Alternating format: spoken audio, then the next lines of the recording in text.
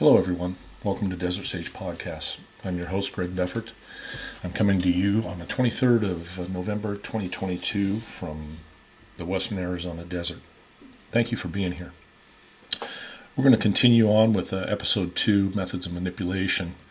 And for those of you that have been watching this podcast series, and if you haven't, my recommendation is that you go back and you watch these series from the beginning, as there's prerequisite material that it's important for you to know, and it's to include the walk and talk sessions as well. If you recall, we went through obfuscation, worldview poisoning, primal fears, divide and conquer, and indoctrination, which were the last two that we went through. And it was fitting with the last walk and talk I did as well, with the divide and conquer and the selection process that we just recently went through. But you'll notice in many of these methods of manipulation, there's some overlap between them, like divide and conquer particularly is also used in controlled oppositions, which is what we're going to be talking about today, is controlled opposition and the financial system as methods of manipulation. So let's go ahead and get started. What is controlled opposition? Controlled opposition is the technique of playing two seemingly opposing sides against each other to achieve a desired outcome. To create division, the manipulator will present the victims with the illusion of choice. This is also known as the Hegelian Dialectic, or artificial conflict resolution. I've talked about problem, reaction, solution, the Hegelian Dialectic, many times before. Government will create a problem, they'll watch for the reaction, and they'll have a preconceived solution already in hand to roll out. That's basically what that is. If a manipulator can control the conflict, he can also control the outcome of that conflict. This isn't anything new, just like many of the other methods of manipulation are nothing new. Many of these have been around for centuries, millennial in any case, as I illustrated in the past. Controlled opposition is a mind control technique and works hand in hand with the divide and conquer strategy. As people identify with their choice, they view anyone who opposes it as an enemy. We're also going to put this presentation in context with the COVID fraud, and particularly we'll talk about how controlled opposition was used throughout that crisis. In reality, both sides were set up and controlled by the same puppet master, and the resulting conflict is always to benefit the manipulator. Controlled opposition is counterintelligence propaganda and is carried out today legally under the Smith-Mundt Modernization Act.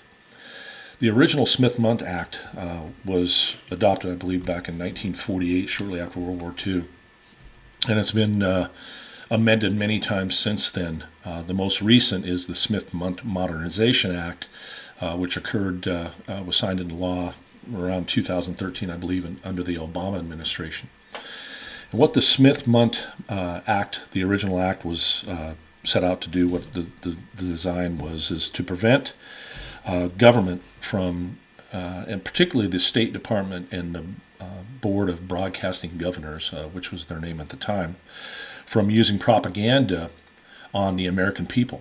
The role of the Central Intelligence Agency, the State Department, and the Board of Broadcasting Governors, the media, and whatnot, they were prohibited from using propaganda on the American people. It was restricted primarily to foreign countries, and whether it be the Voice of America or some of these other media groups, whether it be television, radio, print, news, whatnot.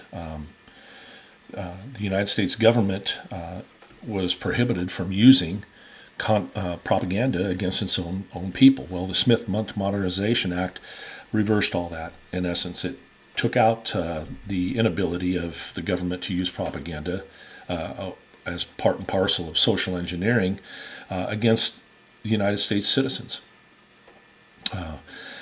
Social engineering, if you recall, is the systematic molding and brainwashing of the individual mind to conform to groupthink and one preferred ideology.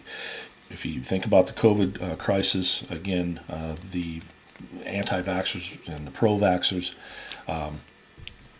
they pit each other, they pit one another, they pit each other against one another, and it turns a captive audience into a captured herd with an accepted institutionalized message. Living in the institutionalized system that we do means that one small group can infiltrate grassroots organizations to change the perception of reality for all. One of the previous podcasts that I presented, Cheryl Atkinson got up and talked about, in the video that I showed, got up and talked about astroturfing and how it was used to create an artificial uprising, particularly in the Middle East during the Arab Spring, and how that's used. Living in the institutionalized system that we do means that one small group can infiltrate grassroots organization to change the perception of reality for all. By programming through the educational system and the media, an entire nation can be demoralized within a span of one generation or 15 to 20 years.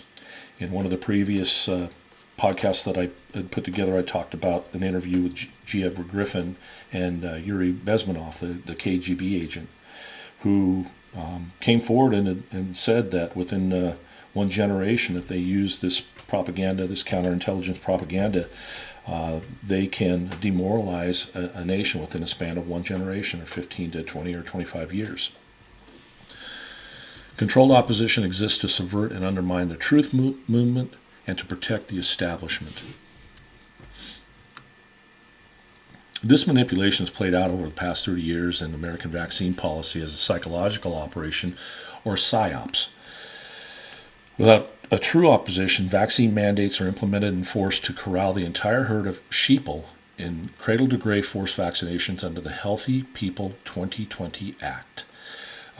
Those of you that follow vaccine history and whatnot, and how this has come about, you'll know that on the compulsory education list, there was a small list of vaccines that were mandatory for students before they could go to school. Now, I think we're upwards of 70 or 80, somewhere up in there, of mandatory vaccines in order for kids to be able to attend compulsory education, indoctrination, in other words. The establishment frames the vaccine debate under vaccine compliance. It uses science to protect itself while keeping everyone distracted in arguments because science is debatable by its nature. Science cannot solve world problems or come to any broad conclusions since it deals in value judgments. Science can only ask a question and provide an answer for a defined set of parameters. The two sides of the vaccine debate are the same message spoken with different words. The frame of the establishment CDC says, quote, vaccines are safe and effective. The controlled opposition says, we're not opposed to vaccines, we just want safe vaccines. Their value judgments in a discussion where morals are excluded. Because life and truth is ever evolving in multiple dimensions, science changes and adjusts itself. Science is only one point on a continuum of truth. Anything else is scientism, a religion based on the belief that only scientific claims are meaningful. Morality says, first do no harm, and apply the precautionary principle to prevent harm. In other words, in some cases, people translate that to mean that if you have to do harm, do the least amount of harm. You want to prevent harm. The moral narrative would say there's no such thing as a safe vaccine, making the entire vaccine debate null and void. Morality recognizes that a safe vaccine is an oxymoron and a contradiction. That is why under controlled opposition, moral judgments cannot be aired, hence the censorship. I have some illustrations here. The first one to the left, controlled opposition, a lesson in forced consent. And what we're talking about here is sheep in a field. You have the one sheep saying, I'm telling you, the man and the dog are definitely working together. And the other sheep, which is representative of the general public, for God's sake, Trevor, always you with that conspiracy stuff. To a sheep, the farmer's fenced-in corral looks inviting compared to the dog. And over on the right here, you see this forced consent And since our target audience for these presentations is primarily the military and law enforcement, I've got these slides up here. I know I've talked about them before, how those people that are put in place to uphold our constitutional rights and fight to protect our freedoms in this country didn't rise up, didn't say anything at all until they were affected. Whether it was the military or law enforcement. You saw all over the country law enforcement, doctors, nurses, scientists, government officials. Nobody stood up and addressed the morality of this issue until they were affected personally. That's that apathy that we've talked about before. Ignorance, apathy, and cowardice are the three main causes of why I believe that we're in the state that we're in. And they were apathetic until it affected them. And generally that's what you see from most people. Unless it affects me, I'm not going to bother with it. I don't want to run the risk of losing my job, being ostracized from people. Go down the list. Controlled opposition. The false messenger is the wolf in sheep's clothing. This person is selected to undermine and garble the message of truth and freedom and must, therefore, toe the party line, or he or she will not be chosen to be the voice of the people. They often use charisma and charm to win people over, but they do not have mutual or reciprocal relationships. In other words, they're of a different, in a different group than you and I are in. They're of a higher elevated status generally. And I put the picture of President Trump down in the lower left-hand screen here, and the Operation Warp Speed. A lot of people, the people that are involved in politics, the illusion of choice, want to point to the Biden administration for everything that happened during the COVID lockdowns and all of that. And we know that it didn't start with the Biden administration. It started with the Trump administration. And as a matter of fact, what we have rolling out here now with the vaccines and the system of control that we're talking about, particularly controlled opposition, has been going on for a long time, many, many years, particularly the vaccine agenda. And we'll talk about that here in a second. I'm going to play a video here.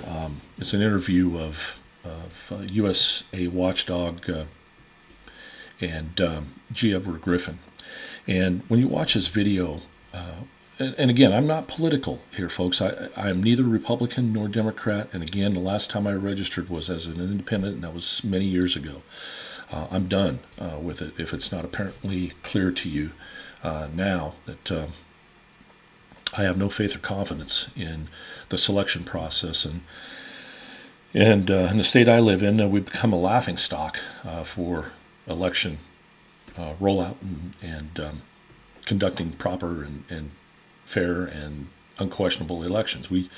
Arizona's dropped the ball many times, and they failed to fix the last debacle that they had in the last election, and so we're going to get the same thing over again, and that's what people are experiencing here now.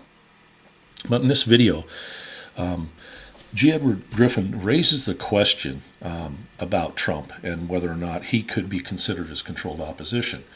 And I'm not saying that he is. G. Edward Griffin isn't saying that he is. But watch how defensive the host, Greg Hunter, becomes in trying to protect Trump and the Trump administration. He thought he was going to bring this guy on and talk about how good Trump was and all the great things he did, and G. Edward Griffin wasn't having any of it. And just look at the discomfort on Greg Hunter's face that he has during this interview. But I want you to focus on the controlled opposition aspect of it and how it is something that people need to consider. So, and what do you make of Donald Trump? They want him out. Oh my gosh, they want him out. They want him out. They want him out by any means necessary. They want him out. They want him out. Why? Why do they want Trump out? Well, I wish you hadn't asked me that question, because how shall I answer this? I'm going into unproven territory right now. Everything I've said up until now, I have some very hard evidence to back up what I'm saying. Now, this question about Mr. Trump causes me to reflect back on what I've learned in my years of researching how this cartel and their friends and other cartels as well, how they work. And I've learned that their most powerful, and I'll get this right, their most powerful weapon is to offer their own opposition. They call it controlled opposition. That's how they sold the Federal Reserve, by the way, to the American people. The banks put together the Federal Reserve System, and then they had to sell it, make the people want it. And so some of the bankers themselves went on public on the road and began to speak against the Federal Reserve that they had created. They said, this system is bad. It's going to be bad for America, be bad for business. And the average person read that in the newspaper and said, oh, listen, Maud, look, the bankers don't like the Federal Reserve much. It must be pretty good. That's how it worked. It always works that way. So you think Trump? A lot of people will disagree with you on that, but you I know that, of course. He might be controlled opposition. I'm not even saying that's what it is. I'm just saying that I'm aware of this pattern. It's the strongest weapon they have. Now, how, if they wanted to get rid of Mr. Trump, I think they could have. In fact, I believe they could have prevented him from being elected because some years ago I produced a documentary film called Invisible Ballots. And this was at least 15 years ago. I was convinced then that they actually could, at that time, control the count on any election if they wanted to, because of the computerized systems which they control, no paper record or anything like that. It's all electronic and it's easily controlled. And when Mr. Trump was elected, I thought, why did they let him be elected? And then I just tucked that question away. And then I remembered that Mr. Trump was on the campaign trail early, and he said, vote for me because I'm a businessman. I make deals. I'm a deal maker. I can work with anybody, he said. I don't care who it is, I work with him. We get things done. And most people thought, oh, that's good. Yeah, we want somebody that gets things done without asking what things. But I was thinking about what things are going to get done, and I tucked that away. And then a few months later, after he became a little more popular, the press condemned him, but they didn't condemn him. They were always saying that the left condemned him. Well, there are a lot of people that think that if the left condemns something, it's got to be good, without examining what it is itself. I mean, the left condemns the right. The communists condemned the Nazis. Does that make the Nazis good? No, but it's a game that they play very well. They know how people don't ask those deep questions. And so I had that tucked away in my mind. And then I read in the paper that Mr. Trump spent a day with Henry Kissinger in his place in New York. I thought, what? What is Trump spending with Kissinger? Times with Kissinger, who, as everybody should know, is the bag man for the Rockefellers. And they're the most powerful economic and political force in the United States, maybe second to, in the world, probably number two. What? And then all of a sudden, of course, he told us. I know now what he was doing there. He was making a deal. He said he's a deal maker. A deal. Well, what could the deal have been? I don't know. These are just questions, Greg, just questions. And so Trump gets elected. I think, that's amazing. And everybody's cheering him because the left hates him. Now, I'm here to tell you that if Trump didn't have all these outrageous, ugly people screaming and yelling and threatening and doing stupid, outrageous, vulgar things against him, I think he would look like a buffoon. But he's got the right enemies. He's got the right enemies. I mean, so he did, just on his behalf, he got us out of the TPP. He got us out of the Paris Climate Accord. Put us right back, by the way, have you noticed, in a different arrangement. We're not out of the international agreement. We appear to be. Yeah, he got us out of that one, but we're still cooperating over here. He's going to stop the illegal immigration, and that is worse now than ever before. Everything you look at that he appears to have, he said all the right things, and sometimes he did the right things, but everything he did that was correct has been undone now, or in the process of being undone. Well, we still have the Iran nuclear deal that wasn't signed. He got out of that. With pallets and pallets of cash. Okay. Now you got the Paris Climate Accord. I'm not arguing with you, but I do want to bring up some positive points. That was. I agree with that, and I want to make this very clear because I know that a lot of people are going to be outraged by what I'm saying, and I don't like to say this, but I want to emphasize that this is not my theory. These are the questions I'm asking because I see a pattern developing, because I think that if Hillary had been elected, there would have been no violence in the street. I can't see. No, you'd be in a concentration camp, though. Yeah. Well, So would I. Maybe, And so would I. possibly. Anyway, but I think that, if they can create enough violence, this simulation of race war, which is, it's a simulation. I mean, what we see on television, as you know, Greg, is not the reality. It's like a little tiny window, and it's all staged. You move the camera over here, and it's a whole different story. But as long as the camera is focused on that crowd of 5,000 or 10,000 people, it looks like the world. They never go over and show you the buses lined up on the back streets where Soros's people brought in all those demonstrators who are being paid. So it's theater. And by the way, back to Mr. Trump again. I remember, I even recorded this. I have it in my computer. In the campaign trail, somebody asked him, Mr. Trump, what are you going to do about Mr. Soros if you're elected? And he said, oh, poor Mr. Soros, leave him alone. He's got enough problems. Oh, forget Soros. The media loves Obama. He's got enough problems. She goes, what about Soros? Let's talk about somebody else. And then I find out that he's a social friend of Soros. And I've heard, I haven't proved this, but I heard that Soros and his consortium was the biggest investor in bailing out Trump Towers.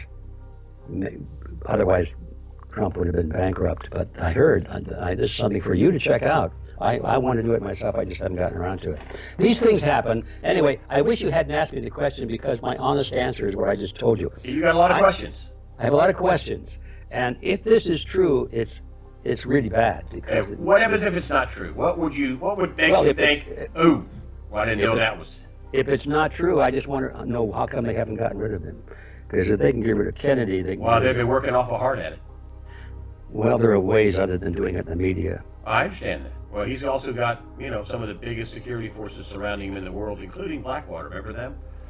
Well, I know. I remember. Academy? He's hired his own. This is some serious stuff.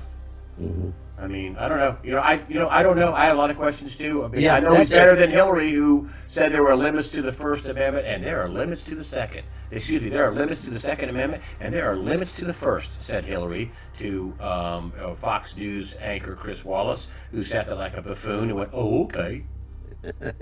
Yeah, I know. You just sat there. And what you will see is that the same Zionist powers that fund your movement fund the left. Now, I know most of you are going, that doesn't make any sense. Why would you fund two contradicting movements? It's very simple. Divide, weaken, rule. It's the Hegelian Dialectic. You divide the masses amongst each other and get them arguing over stupid shit that doesn't change the bigger picture, like transgender bathrooms, thus limiting their potential to actually make a difference. Then you, the Zionist megacorporation or bank, sits back and waits for a movement, whatever movement, to gain the most momentum.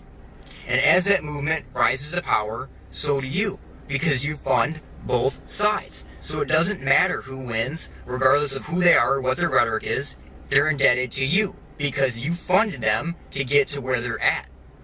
So what you see with every president, and Trump's no different, they say one thing during the campaign to get elected, and you put your all into helping that movement because you probably thought it was a grassroots movement, but in reality, Cambridge Analytica was data mining the talking points that you wanted to hear, and Trump was simply repeating them. The very same people who are now saying, go Trump, yay, yay, yay, are the ones who 8 years ago would have been saying that's a load of garbage and nonsense. And I see this actually from some of the feedback that I get where, no, you see, you don't get it. Trump understands all this and he knows that it's all a game and a charade, but you see, he's playing into it so that he can undermine the propaganda and blah, blah, blah. It's like, what kind of nonsense backflips are you doing to say that this person who has the soapbox of all soapboxes in the world, anything he says is going to be publicized all around the world, who could actually come out and say the truth, No, he's playing into the lies in order to undermine the lies in 14-dimensional chess, blah, blah, blah. That kind of nonsense. Anyway. That's our problem, is that we have to ask questions, and we have to ask the ugly questions, because if we don't ask them, Fair enough. we have to do Fair that. enough. And this is the kind of thing actually that goes on at the Red Pill. There are a lot of unpleasant issues that come up, and we don't even want to think about them, because, my golly, if I can't trust my political leaders, if I can't trust my doctor, if I can't trust my lawyer, if I can't trust my minister, or whatever our issue is, where we have authorities that we have faith in, well, then we're through. That we just think, we give up, we're gone. Yeah. And so nobody wants to even ask these questions. And I think that's a mistake, because in the end, we're born into this world alone. We go out alone. And in the middle, we have a lot of friends, but it's still, we're individually responsible for our beliefs and our actions. And we have to have facts, real hard facts. Got to get out of that vat. Got to take the red pill and look at reality to see it the way it really is.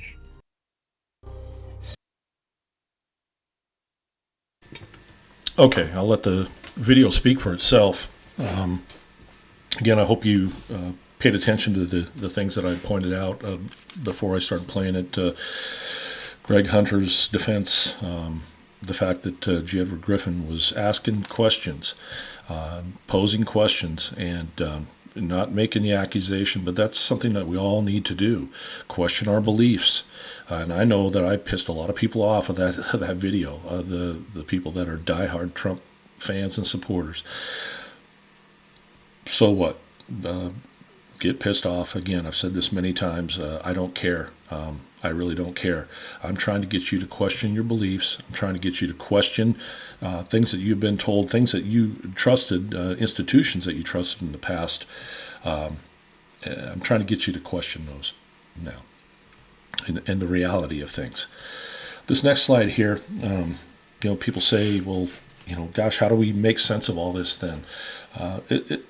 My thought is you're always safest to go with the assumption that all opposition is controlled opposition until you find out otherwise.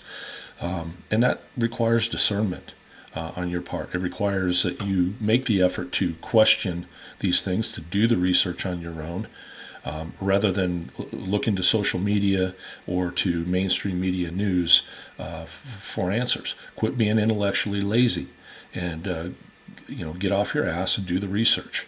Find out about these things. We talk about controlled opposition in the media, and there's many people, and I'm not saying that Alex Jones or Mike Adams are controlled opposition. I'm raising the question, and I'm putting it out there so that you might do some research on your own. A lot of people think that Alex Jones is controlled opposition. He's really not. He's in bed with these globalists, and he's funded. And now, he wins a lawsuit or loses a lawsuit, and he's ordered to pay $1 trillion or whatever ungodly amount it is that he's supposed to pay. And yet he's still functioning. He's still running his InfoWars campaign and media. And whatnot. Mike Adams, obviously, he's spoken out about the vaccines and the dangers of those, and yet, his position has been kind of that of Del Bigtree's, and that we're not opposed to vaccinations. We're just opposed to, we want safe ones, is all. So the bottom image down there. I don't think I need to tell anybody how heavily involved the CIA has been historically in controlled opposition, particularly with the use of the media and their infiltration of the media. Go back to the church committee hearings, and it should be readily apparent to everybody now that not only the Central Intelligence Agency, but DoD intelligence, the State Department, they all work collaboratively now to make sure that only the message that they want out there is put out for you. And now, under the Modernization Act, the Smith-Mundt Modernization Act, they give it a legal framework to work under as well. My recommendation to people is has always been forget what they say, watch what they do. Particularly with politicians. They will promise you the world, but you have to, and they'll say that they stand on certain principles, but watch what they actually do. Forget about what they say and watch what they do. Okay? All right, we're going to transition now. We're going to talk about the financial system, and I like to refer to it as the financial system illusion, because you got I put an image of a dollar bill there in front of you, and you see images, symbols on there, the pyramid, all-seeing eye, whatnot. The dollar bill actually has many, many symbols on it, which is why it's referred to as a sigil. A sigil is an item that has multiple symbols contained within it, and we're not going to go over the symbology of the dollar bill and what it means and whatnot. There's a separate section that I have on subversive symbolism, and we'll talk about these things, whether it's with advertising and whatnot, or the government's use of manipulative images and symbology to manipulate and control you. But the illusion comes in that basically our Federal Reserve System, when it was incorporated back in 1913, I think when they passed the act, it's built on a foundation of lies, and it's meant to give power to central banks. And basically these people are able to create money out of thin air. We were on the gold standard, if you recall, back until 1970, when we were taken off. Our money was backed by gold, by physical gold.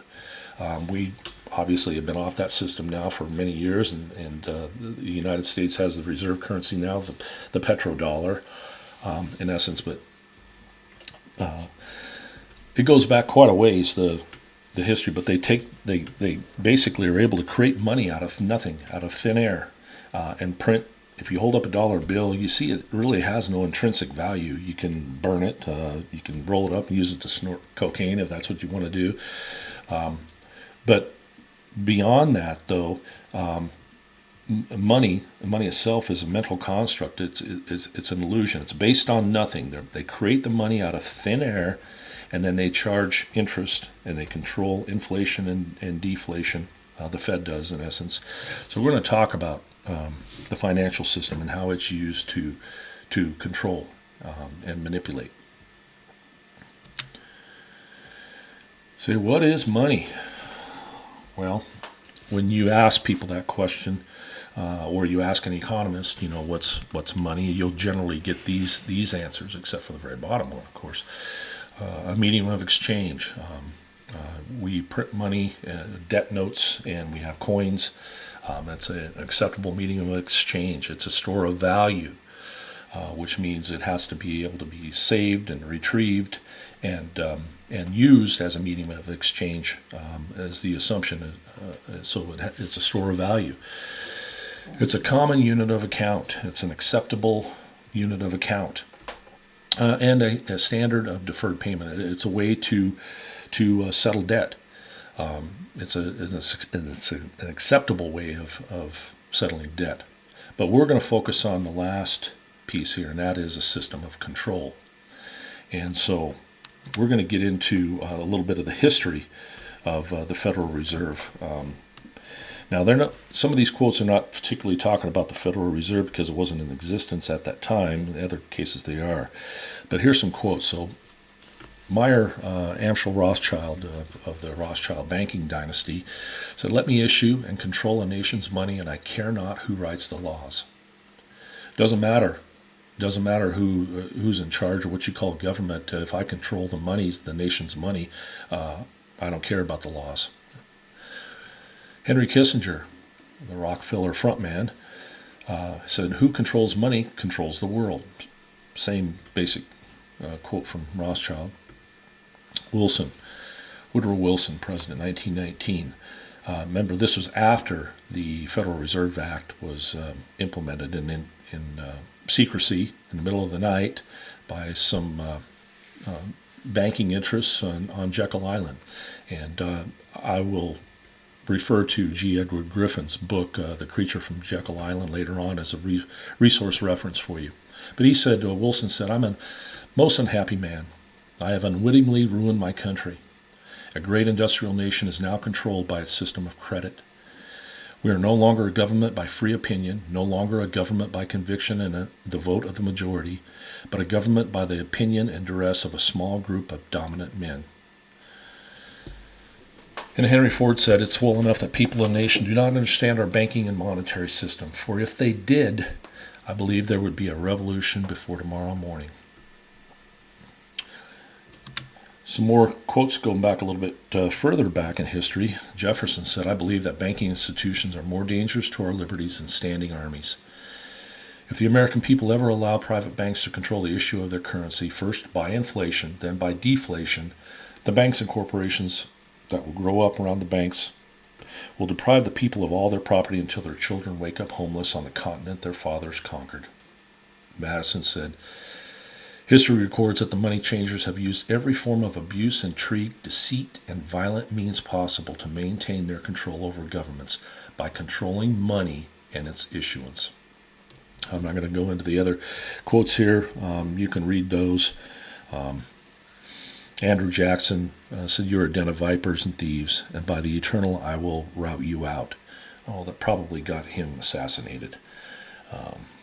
And there's speculation that it's most likely what got Kennedy assassinated. Go look at the history. Go look at what Kennedy was fixing to do with the central banks and having government-issued currency, the silver certificates and whatnot, and see what happened to him as a result of that. Look at Gaddafi. You know, he wanted to have a gold-backed dinar, I believe is what the currency was there. But anyway, you know, you saw what happened to him. Same thing with Saddam Hussein. All right. I'm going to play this video now. For those of you that aren't real familiar with the Federal Reserve and the scam that it is, either historically or as it exists now, a central bank in the form of central bank, I'm going to play this video here, and hopefully it'll shed some light on some of these questions some of you may have. Some of you may, you know, there's people out there that believe the Federal Reserve is a prison. The Federal Reserve Bank is neither federal, it's private. It has no reserves, and it's not a bank.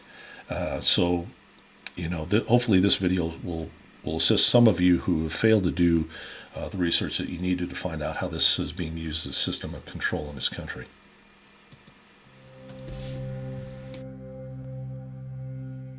Chances are that you live in a country whose money supply is controlled by a privately owned central bank. They have lofty names that attempt to give them a veneer of credibility and being part of the public trust. The Federal Reserve in the U.S., for example.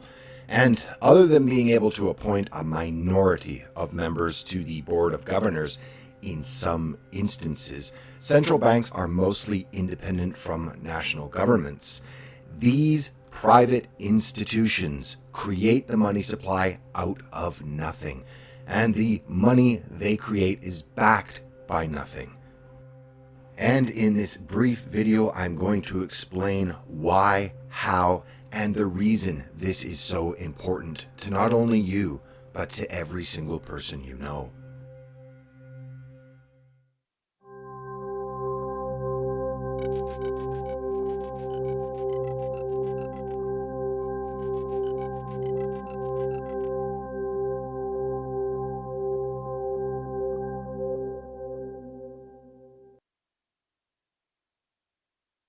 The Federal Reserve came into existence a little over 100 years ago and was formed by and in the interests of the private banks. And in that time, the dollar has devalued by 96%, and the national debt has grown 5,000 times larger. What's interesting is that finally, in March 2008, then Chairman Ben Bernanke finally admitted that just 16 years after the Fed was created, it caused the Great Depression. That was ended by the Second World War. So it was mostly like, oops, sorry, our bad. We won't do that again. He said that the Fed has learned its lesson. Now, it's very important to understand that the Fed is a privately owned entity, and its shareholders are private banks Who those shareholders are, however, is mostly unknown, as this information is made as opaque as possible. However, most investigations by independent researchers all point to various banking dynasties as being the key prime movers. But alas, ownership of who has the power to create money out of nothing and then lend it at interest to you is information you're not allowed to have.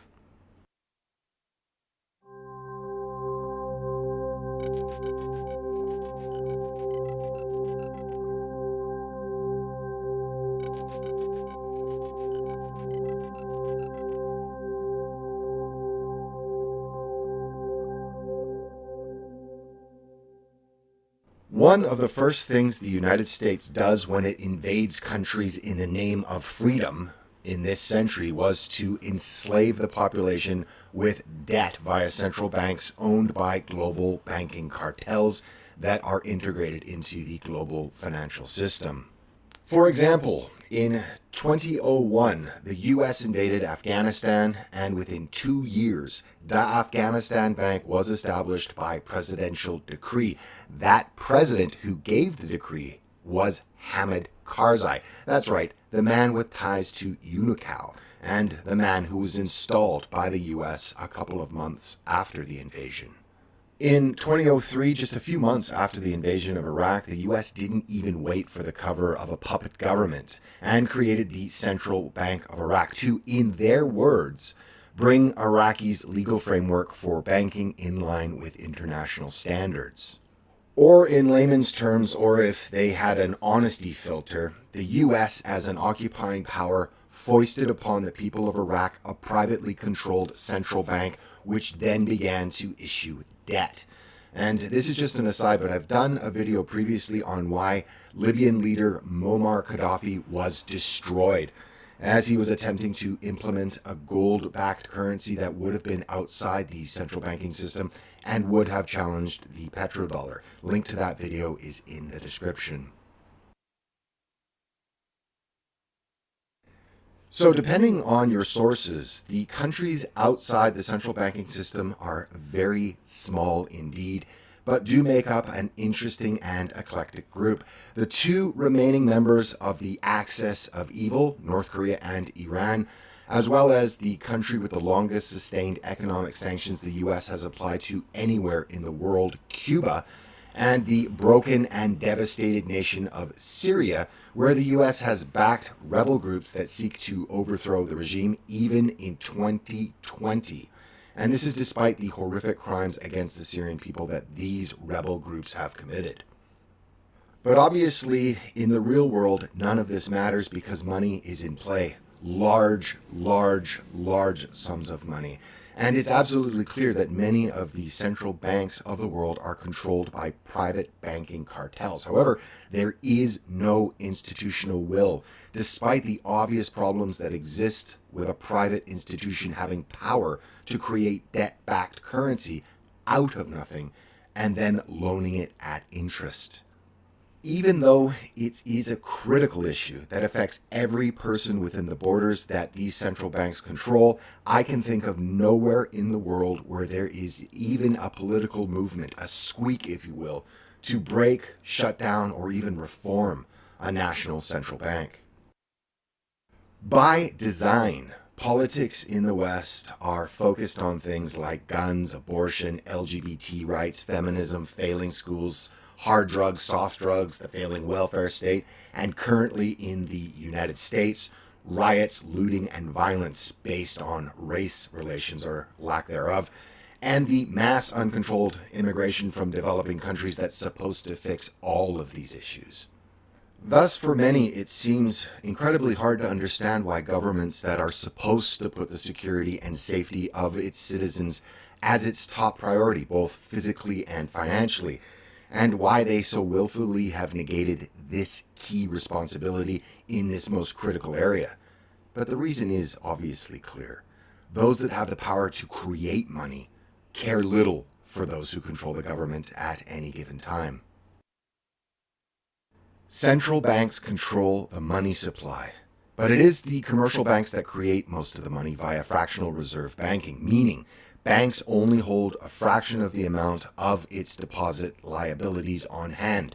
Banks then create more money by loaning out money they do not have, and then they do so at interest, and thereby create debt. Our currency is created in debt, and our debt, whether personal or public, is created out of nothing, with the creation of interest on something created out of nothing, or however you'd like to say it. So why do governments throughout the Western world speak of the dire horrors that await a country that does not continually expand its population? Well, simple. With falling populations, banks have fewer people to issue debt to, and an even more difficult problem for the banks is that most people throughout the Western world are maxed out on their ability to carry debt. Canadians hold more personal debt than the citizens of any other G7 country, and its cities have some of the most overvalued real estate on the planet. The Canadian government's solution? More immigration. The same is for Australians, who, not part of the G7, are in fact the most indebted people in the world. Canadians in Canada, Australians in Australia, Americans in the United States are milked populations. You'd have more luck drawing water from a stone. Ever wonder why Canada and Australia and America are so eager to allow hundreds of thousands of new debt slaves to enter their countries every year, despite high unemployment, deteriorating services, and the destruction of social cohesion? Have you ever wondered why? None of these issues matter, as Canada and Australia and America, like the rest of the West, keep pumping new cogs into the debt machine. These new Canadians, these new Australians, these new Americans are the newest victims in the global debt trap.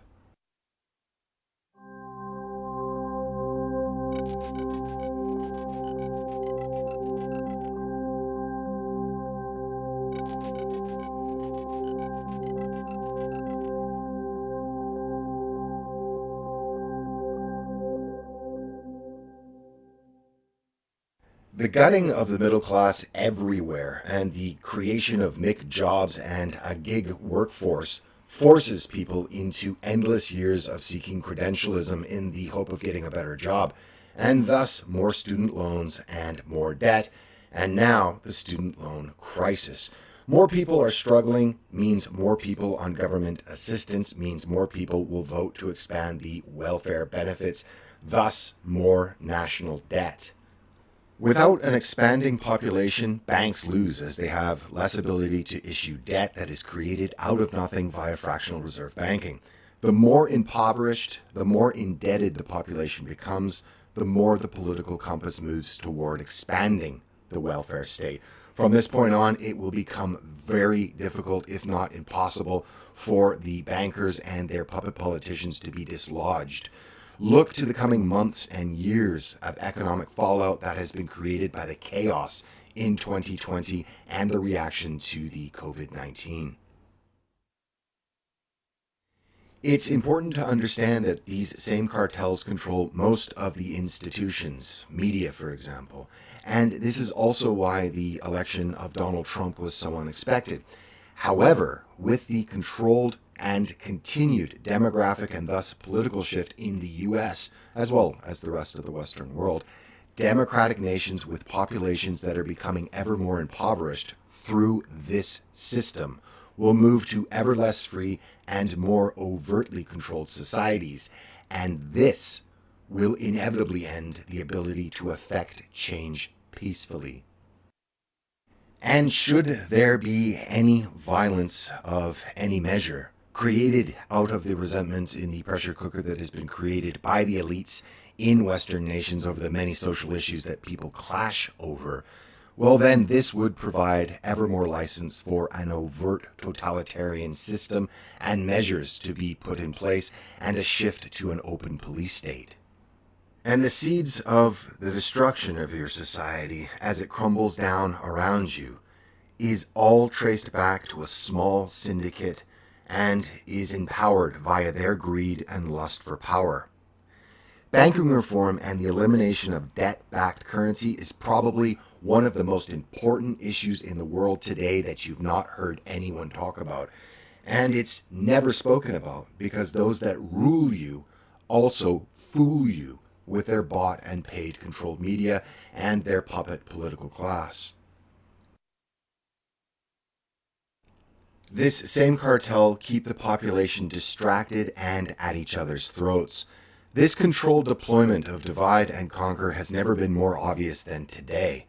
We are witnessing a very well organized, a very well financed, and expertly deployed use of mass rioting and looting at the very same time people are being pumped full of fear via lockdowns and 24-hour news cycles, telling them constantly of the current outbreak of COVID-19 and its lethality. 2020 will be remembered as the year that the fear porn being pumped into society went totally off the rails. Now, all of that being said, I will be making, if this video proves successful, a video delineating the value of government-backed currency rather than a debt-backed currency. And for a very meticulous look at debt-backed currencies, central banks, and the history of banking and its subversion of the money supply in Europe and the United States, please see the excellent video by Bill Still called The Money Masters. Link is in the description. Okay, again, I'll let the video speak for itself. But hopefully it gave you not an in-depth, but a general understanding of history of the Federal Reserve, central banking, and their ability to control and manipulate governments, politicians. Again, you think these politicians have power? These people have zero power, folks. They have zero power. They are not in charge of anything. They put their signatures on legislation that's been written for them by lobbyists. It's a fraud. So, in any case, I know that a lot of people, when I first started putting these podcasts together, I talked about the current human condition of slavery, and a lot of people, I'm not a slave. I'm not enslaved, because their understanding of what slavery is consists of African Americans in chains. When the reality is that almost everyone is a debt slave. Almost everyone is a debt slave. They keep you on that hamster wheel, chasing the almighty dollar. And for a lot of people, the dollar is everything. Money is their God. They live, breathe, and because it represents power. It represents power. And so, you get generally three different types of people. You have those that in the morning they get up, they swing their feet out of bed, and they put their feet on the floor, and they say, I think I'm going to go out and be the best person I can be, and try to provide a living for my family, and I'm going to do what I have to do to make that happen in a fair and honest way.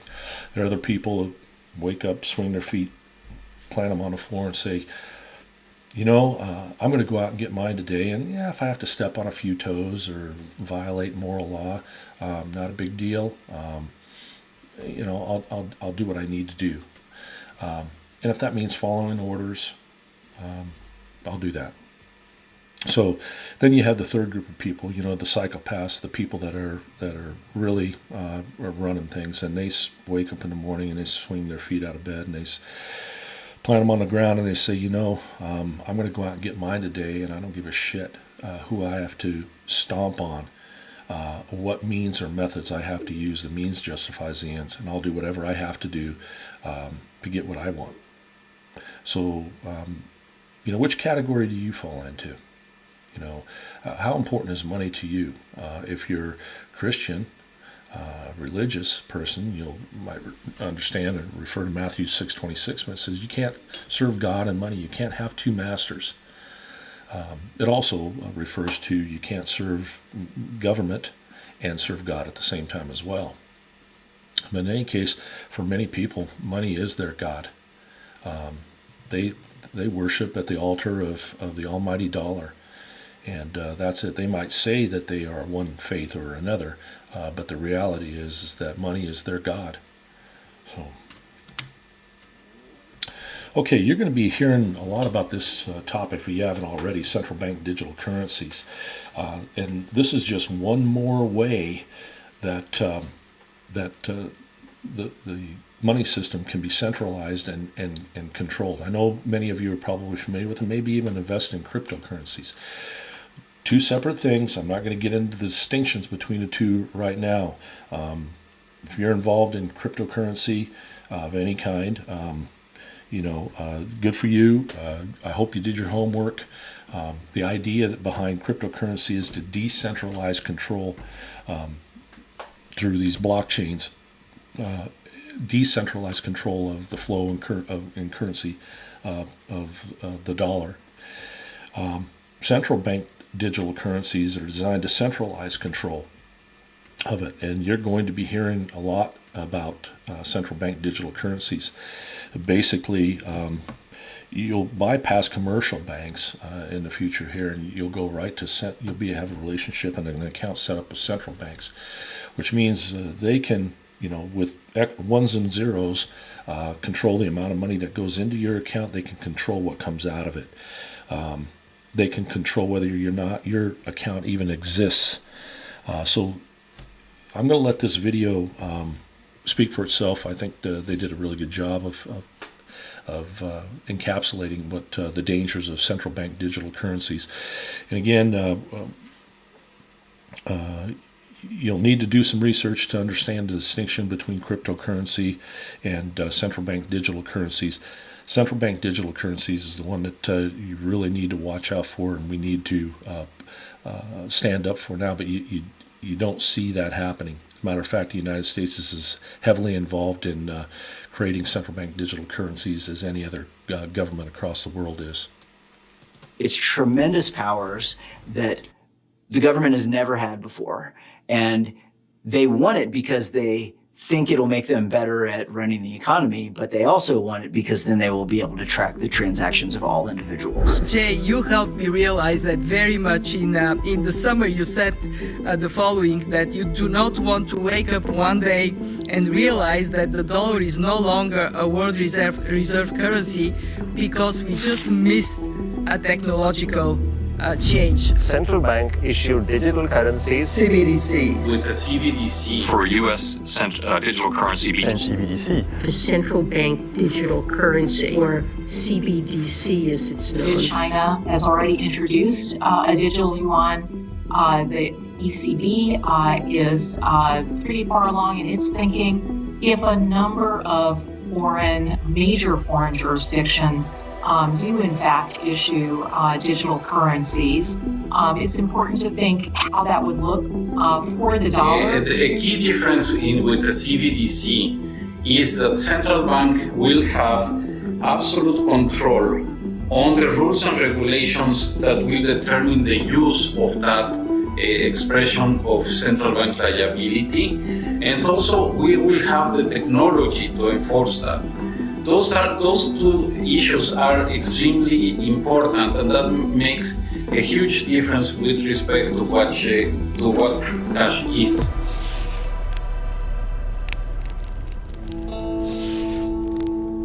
The global elite, including the director of the IMF and other central bankers of the world, met in Davos last week to discuss their central planning operations to thrust citizens across the world into a sustainable future. CBDCs, or central bank digital currencies, were of course on the agenda, and its proponents say they necessitate global cooperation. Facilitating interoperability and interlinking between different CBDCs being developed around the world will be critical if we are to fully realize their potential. China has already implemented a central bank digital currency tied to their social credit system. According to the BIS, 9 out of 10 central banks are now exploring CBDCs, including the US, and more than a quarter of them are now developing or running concrete pilots. The US Federal Reserve has been in ongoing discussions about CBDCs, and the Vice Chair, Lael Brainard, held a hearing on the topic. You're the Vice Chair for Regulation, and I just want to ensure that it's your understanding that the Fed is constrained by statute, that's why I'm asking. This is not supposed to be a hard question. It's supposed to be the easy opener. Yes. So it is clear that the Federal Reserve does not have the authority, for instance, or is precluded from individual accounts. So we've taken a very strong position on that in the report. And yes, it is important for us to have strong support from both the executive branch and Congress. And ideally, that would come in the form of authorizing legislation. Okay, well, I think you'll hear from me on this because it seems like there's some wiggle room you're trying to show. He resorted to an indecipherable Delphic dialect known as Fed speak. I would engage in some form of syntax destruction, which sounded as though I were answering the question, but in fact had not. It's not really clear right now what the government will try to do in terms of its central bank digital currency. Some of their proposals make it sound like they will do it through the banking system, which means it's basically the same thing that we have right now, just a slightly different mechanism for getting money to banks, in which case, it won't have a very big effect.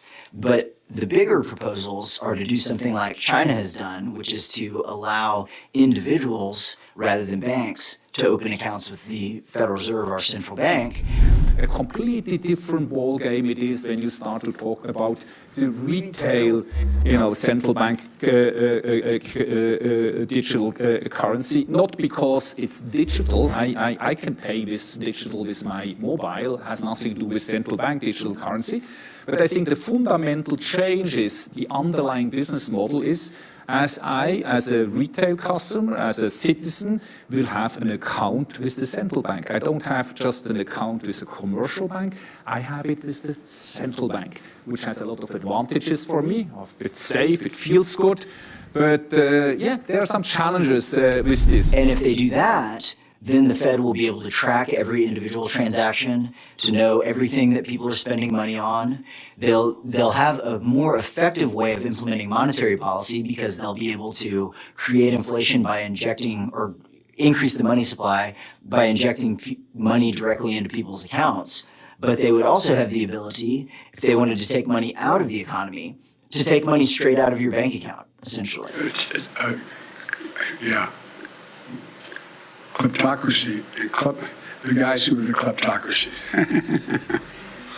But these are bad guys. And so it's tremendous powers that the government has never had before.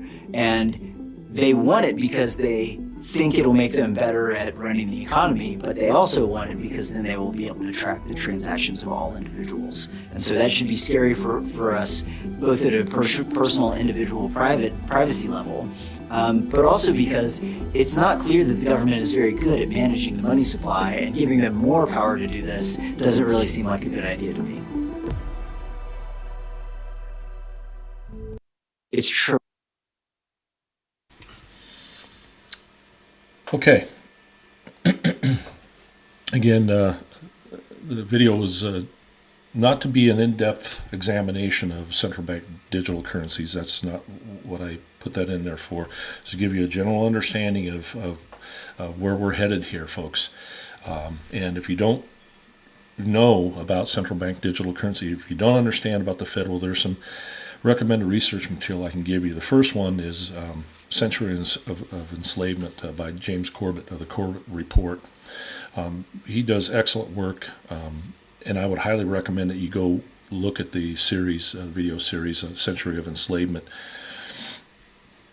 Stephen Milford Goodson wrote History of Central Banking and the Enslavement of Mankind.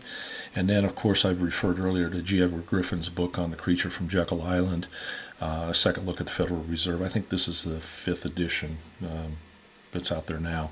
In any case, there's some recommended research material for you to go find out more about the history of the Federal Reserve, how it was created, the monster that it's become, and the fact that our banking system that we currently have here is an illusory system. It's based on creating money out of nothing, out of thin air, and then charging you interest for it. So And then obviously, again, controlling inflation and deflation as well. So you have that. We're going to go ahead and wrap this session up here now. When we meet next time, we're going to be talking, we'll go into episode 4, which will be control of mass media, or episode 2, part 4, control of mass media, food and medicine, and how they're used as methods of control, and the illusion of time. We'll touch on that a little bit too. So we're going to call it there. I appreciate your time and your attention to this matter. Again, hopefully I provided some clarity to you. The purpose of this, again, this information is to give you an understanding of not just that you are being manipulated, but how those methods are enacted and how they actually go about manipulating and controlling you, your thoughts, your emotions, and hence your behavior. So, till next time, peace, freedom.